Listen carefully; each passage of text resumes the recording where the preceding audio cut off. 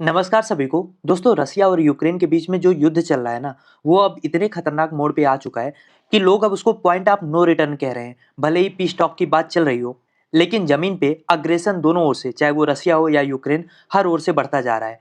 अब रूस ने अपना जो सबसे रहस्यमयी और कह सकते हैं आपकी सबसे जो विनाशकारी मिसाइल था ऑर्सेनिक, उसका इस्तेमाल यूक्रेन के ऊपर कर दिया है, और वो भी यूक्रेन के उस हिस्से पर जो सीधे तौर पे नेटो की सरहद से लगा हुआ है।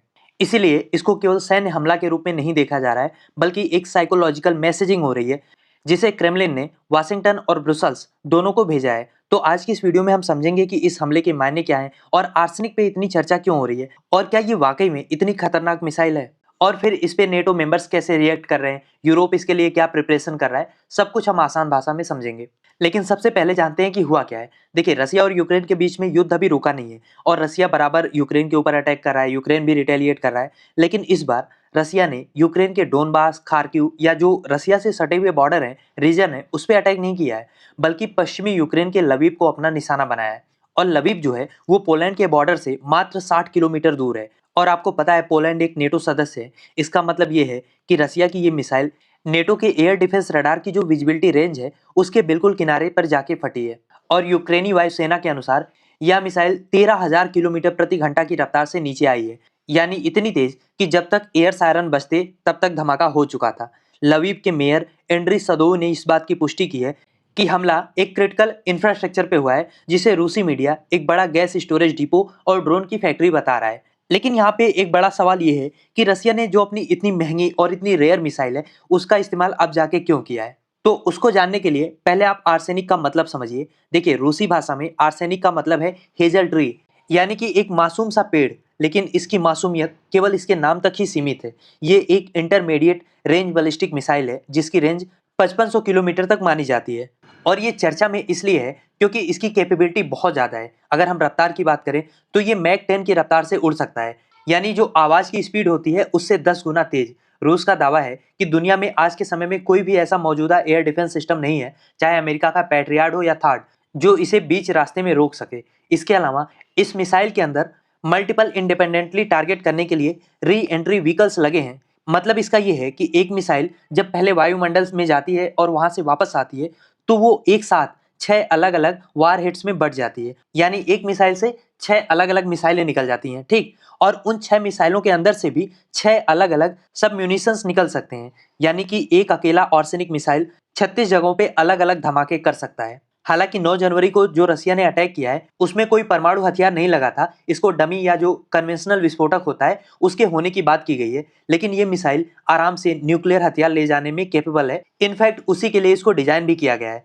पुतिन ने खुद कहा था कि इस मिसाइल का प्रभाव एक उल्का पिंड की तरह होता है, जो जमीन के अंदर कई मंजिलों तक तबाही मचा सकता है। अब सवाल यह है कि रसिया ने इस मिसाइल का प्रयोग क्यों किया। तो देखिए, रूस के रक्षा मंत्रालय ने इसको रिटेलिएशन बताया है। उनका दावा है कि दिसंबर में यूक्रेन ने जो रसिया के नोवागो रोड में पुतिन का जो वल्दाई रेसिडेंस है, उस पर ड्रोन अटैक किया था, ये उसका बदला है। हालांकि यूक्रेन के राष्ट्रपति ने उस हमले की जवाबदेही नहीं ली थी, और इनफैक्ट ये भी कहा था कि वो रसिया बनावटी कहानी बना रहा है, ताकि उसे यूक्रेन के ऊपर बड़ा हमला करने का एक बहाना मिल जाए। और बहुत सारे विशेषज्ञों का भी मानना है कि हमले की वजह दरअसल कुछ और थी, क्योंकि आपको पता है रसिया और यूक्रेन के बीच में इस समय एक पीस टॉक चल रही है। तो कहीं ना कहीं इस अटैक के बाद रसिया ये बताना चाहता है कि बातचीत में उसका अपर हैंड है, अदरवाइज उसको इस तरीके का अटैक करने से कोई परहेज नहीं है। हालांकि इस हमले के बाद दुनिया भर से प्रतिक्रिया आ रही है। यूक्रेन के विदेश मंत्री एंड्री सिविया ने इसे ट्रांस अटलांटिक सुरक्षा के लिए परीक्षा बताया है। यूक्रेन ने तुरंत यूएनएससी और यूक्रेन नेटो काउंसिल की आपातकालीन बैठक भी बुलाई है। इसके अलावा यूरोपियन यूनियन की विदेश नीति के प्रमुख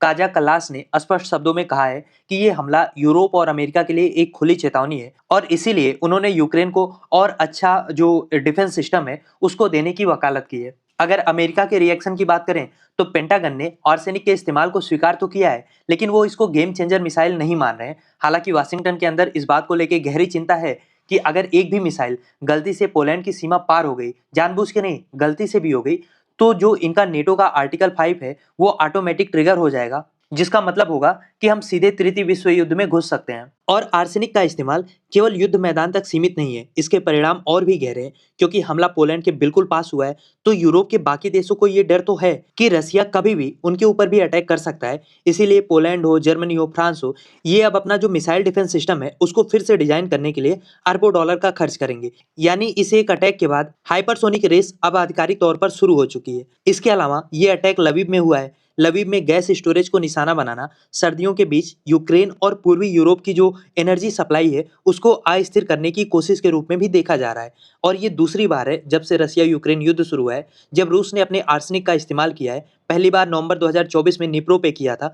और हो क्या रहा है कि बार बार इसके इस्तेमाल से दुनिया इस घातक हथियार के लिए एक तरीके से आदती हो जा रही है, जो भविष्य में कभी भी परमाणु हथियारों के इस्तेमाल का जो झिझक है बाकी देशों और उनके नेताओं के अंदर, उसको उस झिझक को कम कर रहा है। तो दोस्तों बॉटम लाइन ये है कि इस समय दुनिया में कई फ्रंट खुल चुके हैं। चाहे अमेरिका वेनेजुएला की बात हो या डेनमार्क और अमेरिका की बात हो ग्रीनलैंड को लेके, रसिया यूक्रेन का युद्ध अभी खत्म नहीं हुआ है। पाकिस्तान और इंडिया के बीच में कभी भी ऑपरेशन सिंदूर एक्टिव हो सकता है, ऐसे कयास लगाए जा रहे हैं। चाइना का ताइवान को कब्जा करने का खतरा बना हुआ है। और ये सारे जो फ्रंट खुले हुए हैं, इसमें से कौन सा फ्रंट हमें थर्ड वर्ल्ड वॉर की ओर ले जाएगा हम कह नहीं सकते हैं। लेकिन इससे एक चीज तो तय हो गई है कि युद्ध को जो 2022 से पहले आज के समय में बहुत रेयर चीज मानी जाती थी, डिप्लोमेसी को बहुत सुप्रीम माना जाता था, वो अब खत्म हो चुका है। युद्ध को नया नॉर्मल बना दिया गया है। कोई भी देश किसी भी देश पे अटैक कर दे रहा है, दुनिया ने रिएक्शन देना अब छोड़ दिया है। वर्ल्ड ऑर्डर की धज्जियां उड़ चुकी हैं। और सबसे बड़ी बात यह है कि उड़ाने वाले वही सो कॉल्ड सुप्रीम देश हैं, शक्तिशाली देश हैं, जिन्होंने इस वर्ल्ड ऑर्डर को तैयार किया था।